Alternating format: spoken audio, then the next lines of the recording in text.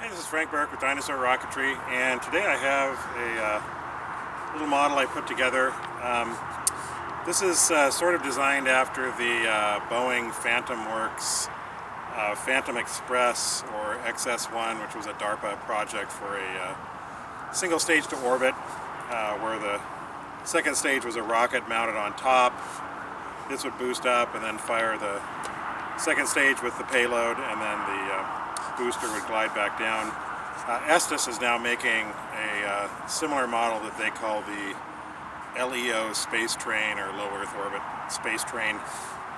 Its wings are quite a bit smaller and thinner because it flies like a rocket, it doesn't glide. So I basically took that size model and scratch built this, which uses Quest 40mm tubing and nose cone, and this is a BT-20 tube with a Estes nose cone and another little pointed nose cone that I reversed and stuck into a centering ring and inset for the little nozzle here. It's got a 16.5-inch wingspan, and it's 18 inches long. It's the wing is made out of depron with a single spar, and the rail buttons are mounted on the bottom. And this weighs about 5 1/8 ounces, ready to fly.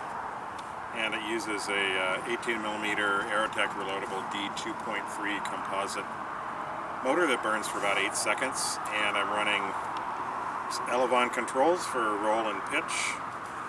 And I've used some trim automotive vinyl on the leading edge of the wings, and the tail surface is to mimic the protective tiles. And then I've painted the bottom and the nose cone, and then used a fine line Sharpie pen and a straight edge to do some panel lines to give it a little extra pop.